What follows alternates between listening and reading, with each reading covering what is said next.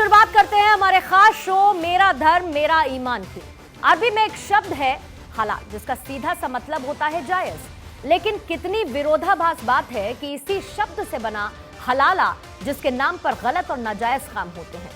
निवाक हलाला का मामला अभी देश की सबसे बड़ी अदालत में लंबित है, लेकिन मामला केवल हलाला की कहानी का नहीं, बल्कि जब इस कुरीति पर एक हिंदू महिला आवाज उठाती है अपनी मुस्लिम बहनों के लिए, तो पहले तो उसके साथ बदसलूकी की जाती है, फिर भी मन नहीं भरता तो उसे जेल तक भेजने का दबाव बनाया जाता है।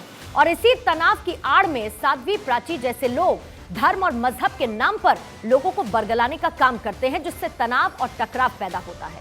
3 तलाक कानून के बाद से ही मुस्लिम औरतें ये आवाज बुलंद कर रही हैं कि निकाह हलाला के खिलाफ भी वैसा ही कानून बनाया जाए और उनकी अस्मत, उनकी इज्जत को सुरक्षित रखा जाए।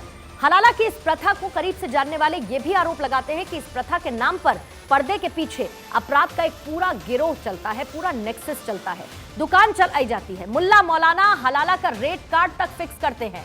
हलाला के लिए मारपीट और नशे के इंजेक्शन तक का इस्तेमाल किया जाता है। तो जिस प्रथा में अपराध लिप्त हो जाए, वो सामाजिक प्रथा कैसे रह सकती है? आज बात और चर्चा इसी पर होगी, और ये चर्चा बहुत जरूरी और महत्वपूर्ण भी है। हम मेहमानों से करेंगे इस पर चर्चा, लेकिन उससे पहले ये रिपोर्ट आपको। मेरे साथ मजाक यही हो रहा है कि पहले मैं अपने शौहर के साथ निकाह होके गई, उसके बाद मुझे तलाक दिया गया, फिर मेरे ससुर ने मुझसे निकाह किया, तो इस हिसाब से मैं अपने शौहर की माँ बन गई। और क्या नाम, फिर से मेरे शौहर ने मुझे छोड़ा, फिर अपने भाई के लिए रिश्ता बनाने के लिए तो मैं उनकी भाभी बन जाऊँ। तो इस तरह से मेरे साथ मजाक हो रहा है कि कब मैं उनकी माँ बन जाऊँ, भाभी बन जाऊँ, बीवी बन जाऊँ, तो यही सब चलता रहेगा। हलाला के खिलाफ आवाज उठाने वाली ये मुस्लिम महिला बरेली की है, जिसके साथ 35 मुस्लिम महिलाओं ने साल 2018 में निकाह हलाला के खिलाफ आवाज बुलंद की थी। 5 साल बाद इसी वीडियो को मुस्लिम महिलाओं की लड़ाई लड़ने वाली काजल हिंदुस्तानी ने जब रीट्वीट किया तो बवाल मच गया। पूरी की पूरी भीड़ सरतन से जुदा के नारे लगाने लगी, लेकिन इस भीड़ में एक भी औरत नहीं थी, सब के सब मर्द।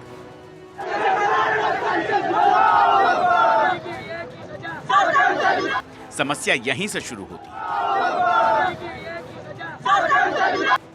कि अगर आप इस्लाम की किसी कुरीत के खिलाफ बोलते भी हैं, आवाज भी उठाते हैं, तो पूरी की पूरी कौम आपके खिलाफ होकर आपका विरोध करती है। यही विरोध पहले तनाव पैदा करता है, जो धर्म के दूसरे ठेकेदारों के लिए आपदा में अवसर की तरह काम करता है।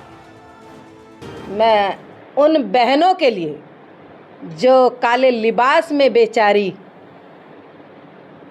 पूरा दिन चिलचिलाती धूप में 50 डिग्री तापमान होता है, लेकिन वो पूरा काले लबादे में बंद रहती है, उनके लिए ऑफर है।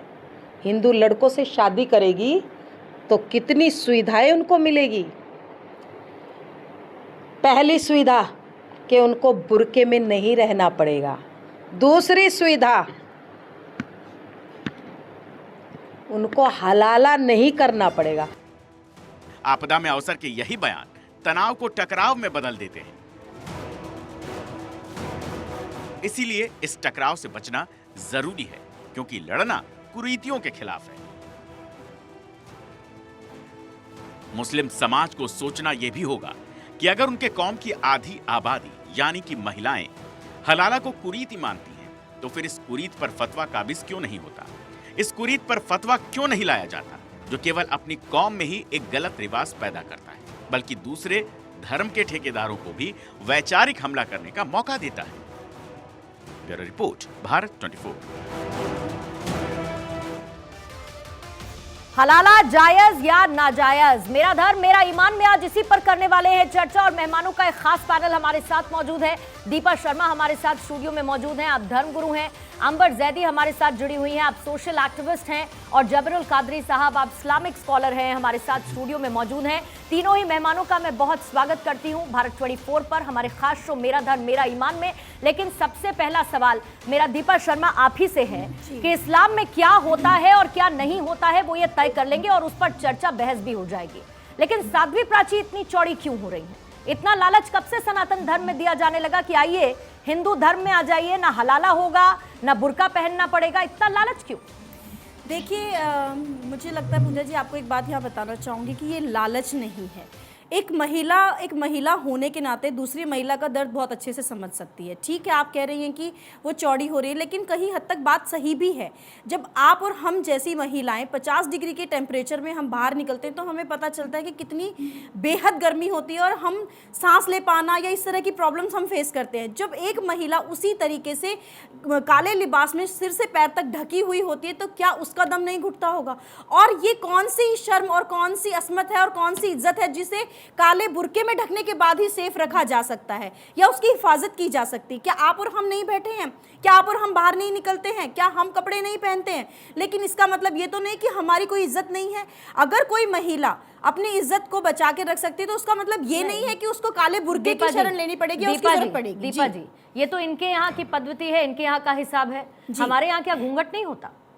गर्मी नहीं होती, टेम्परेचर नहीं होता, हमारे ही चूल्हा फूका नहीं जाता, गांव देहात में साड़ी पहनी जाती है ना, घूंघट रखा जाता है ना, दिन भर 50 डिग्री और 55 डिग्री बिल्कुल किया जाता है। लेकिन आप मुझे बताएंगे क्या घूंघट प्रथा का हम लोग विरोध नहीं करते? क्या हिंदू का जो हिंदुओं में ये प्रथा है घूंघट प्रथा की, क्या हिंदू लोग ही तो पहले तो अपने समाज में जो चल रहा है उसको खत्म करेंगे ना, फिर उसके बाद बोलेंगे कि आओ हमारे धर्म में आ जाओ, हम तुम्हारा बुर्का भी हटवा देंगे, हलाला भी हटवा देंगे। मैं आपकी बात से सहमत हूँ। किसी को धर्म में बुलाना, अपने धर्म में बुलाना या ये कहना कि आप हमारे धर्म में आ जाओ, ये कहीं तक भी जायज नहीं है। लेकिन अगर वो महिलाओं की तरफ खड़े होकर बात कर रही है तो मेरे हिसाब से कुछ गलत नहीं कर रही। ठीक है, जबरुल कादरी, हलाला के खेल कब तक चलेगा ये खेल? मुझे टाइम दें, बीच में जैसे मैंने सबको गौर से सुना, मुझे भी गौर से सुना जाए, बीच में बोलने की वो ना की जाए। ठीक है, मैं शुरू करता हूँ।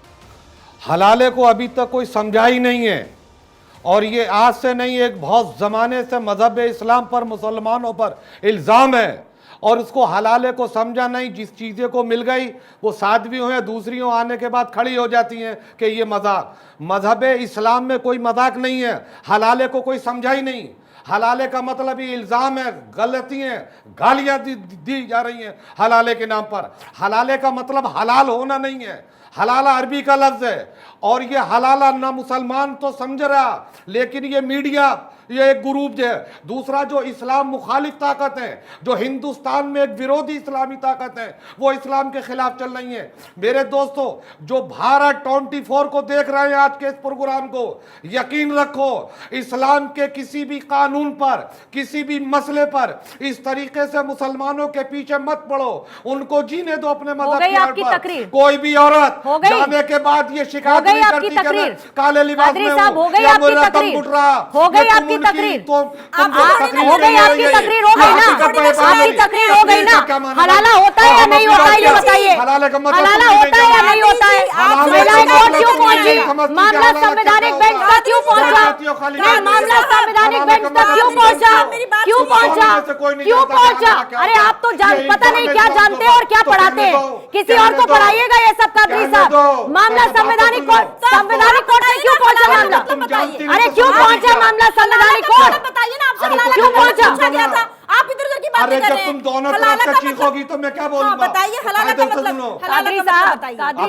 कादरी साहब, आपके लफ्जों में एक मिनट कादरी साहब, एक सेकंड, पहले तो अपने लफ्जों में जरा सी इज्जत बख्शिए, ठीक है? अपने लफ्जों में आप इज्जत बख्शिए, और जो आपने बोलने का, आपका जो बोलने का तरीका है उसमें जरा इज्जत का थोड़ा सा गोल लीजिए, आपका गोल लीजिए कादरी साहब, थोड़ा सा उसमें इज्जत का गोल लीजिए।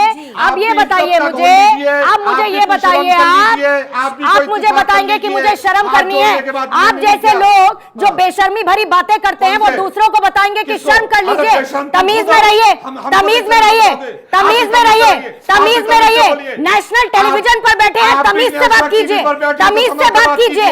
आप जैसे मौलाना मौलवियों की दुकान चलती रहे, इसीलिए हलाला चलना चाहिए। आप लोग सच्चाई सुनेंगे नहीं, सच्चाई ना आप तुम उस बताओ सच्चाई को हमको। आप मानेंगे। अरे यहाँ सच्चाई पर तुम बैठकर बताओ। आप लोग तुमको तकरीरें सच्चाई देंगे, की खुद मालूम इसीलिए नहीं। शर्म आप सच्चाई कीजिए क्या? और शर्म बेशर्मी तुम मत हो। दिखाइए, तुमको शर्म आना बेशर्मी चाहिए। मत दिखाइए। हमको शर्म बताओगी। पिछली बार भी इसी किसको? बदतमीजी की वजह से हाँ। आपको मुझे ऑन एयर टोकना पड़ा किसको? था, अरे तुम ऑन खुद एयर बदतमीजी टोकना पड़ा करती हो। था। ये जो अरे आप, तुमको खुद अरे शर्म एक नहीं है। सेकंड, अरे ये एक जो, सेकंड क्या होता है? अच्छा बोलिए, चलिए। हाँ, तो तुम बोलिए, अरे तुमने कौन सी बोलिए, मर्यादा रखी? बोलिए। तुम सबसे ज्यादा आपके बदतमीज यहाँ, तुम खुद ही आपके बोलती यहाँ हो। पर, एंकर बन के बैठ आपके जाती हो, यहाँ जैसे चाहे पर, कर लो। बोलिए, बोलिए, किसको बोलिए? बोलिए, हाँ, बोलिए। अरे तो बोलते क्या रहे? अरे बोलिए ना सर, तुम्हारी बात का जवाब देंगे, अरे गलत बोलिए बोलोगी ना, जवाब मिलेगा। बोलिए ना। एंकर होने का आपके मतलब यहाँ ये नहीं है पर, कि जो चाहो वो आपके तुम यहाँ कहती पर, होगी। हमने बदतमीज आपके नहीं यहाँ बोले। पर आप तू बोली तड़ाक बदतमीज। से बात आपके तब करना, शुरू आई। तू तड़ाक अब से नहीं, बात करना। मैंने नहीं, आपके यहाँ तू अगर तड़ाक से तमीज नहीं के बोला। दायरे में आता आपके यहाँ है होता तो है। अपनी तमीज आप आपके अपनी यहाँ- जेब में रखिए, आप भी तमीज अपनी अपने पास तमीज आप रखिए, अपनी जेब में अपना शऊर रखिए। अपने पास रखिए, अंबर, अपनी कार्यकर्ता अपने पास अंबर, रखिए। आपको हाँ। डिबेट में लाते हुए, क्योंकि बदतमीजी तो किस बेइंतहा आपके तरीके से सामने हो भी रही है। आपकी बदतमीजी की अरे जवाब रुकिए तुमको अच्छा कादरी नहीं साहब, लगता। कादरी साहब रुकिए, तो अब जब ऐसा कहोगी रुकिए, वैसे बोलोगी ना, रुकिए। टीवी पे आप थोड़ी दिखाओगी। अच्छा बोल लीजिए, 3 सेकंड 4 सेकंड और बोल लीजिए। किसको? जैसे कहोगी वैसा सुनोगी, बस। हो गया? हाँ, तो आप अंबर, बोलोगी, आपको जवाब डिबेट में मिलेगा। लाते हुए हाँ। मैंने शुरुआत की थी हलाला के खेल के साथ, और आपसे बेहतर ये कौन बताएगा, आप तो सोशल एक्टिविस्ट हैं। एक काजल हिंदुस्तानी आवाज उठाती हैं तो सर तन से जुदा से लेके उनके घर पर किस तरीके की हिंसा होती है, वहां पर लोग पहुंच जाते हैं, उनको जेल जाना पड़ता है, महिलाएं पहुंच जाती हैं कोर्ट, कहती हैं संवैधानिक बेंच में हमारी सुनवाई हो, और संवैधानिक बेंच तक मामला पहुंचता भी है। अब मुझे ये बताइए कि ये हलाला का खेल किसको मजे दे रहा है भाई, किसको मजे दे रहा है? पूर्णिमा, बहुत बहुत धन्यवाद आपका कि आपने एक बहुत ही इम्पोर्टेंट विषय पर मुझे यहाँ पर डिबेट के लिए बुलाया है। और उम्मीद करती हूँ कि जिस तरह से शांति से मैंने सबकी बात सुनी है, उसी तरह से मेरी बात भी सुनी जाए और बात रखने का मौका दिया जाए। आप जानती हैं पूर्णिमा कि हम लोग एक दूसरे को कितने सालों से जानते हैं, और मैं इन सारे इश्यूज पे बहुत क्लोजली बहुत सालों से काम करती आई हूँ। और मुझे पता है कि ग्राउंड पे महिलाओं को किस तरह की दिक्कतें, किस तरह की परेशानियां झेलनी पड़ती हैं। मैंने ट्रिपल तलाक पे बहुत समय ग्राउंड पे काम किया। बहुत सारी केस स्टडीज जो डॉक्यूमेंट हमने बनाया था, उसमें हमने वो केस स्टडीज उसमें डाली, जिसको पार्लियामेंट में जब ट्रिपल तलाक पे डिबेट हो रही थी तो उसमें भी रविशंकर प्रसाद जी जो उस वक्त कानून मंत्री थे, उन्होंने अपनी डिबेट में मेंशन किया था उस रिपोर्ट के बारे में। हम चर्चा हलाला पे कर रहे हैं, हलाला जायज या नाजायज, लेकिन उसके बावजूद बदतमीजी की इंतहा ऐसी। और दीपा जी एक जवाब इसको लेकर आप जरूर दीजिएगा, लेकिन एक और जवाब उसके लिए तैयार है। और प्रधानमंत्री मोदी ने क्या कहा था इस प्रथा को लेकर, इन कुरीतियों को लेकर, पहले एक बार वो सुन लेते हैं और उसके बाद अंबर आपके पास भी आती हूँ। भारत का संविधान भारत की सभी बहनों को समान हक देता है, उसमें भेदभाव क्यों? लेकिन उनकी मानसिकता लोकतंत्र और संविधान के सामने उनके वोट में इनको आंच ना आ जाए, उनकी कुर्सी की चिंता रहती है। और इसलिए मुसलमान बेटी हमारी बहन अन्याय झेलती रहे, उनकी गाड़ी चलती रहे, यही उनका खेल चला।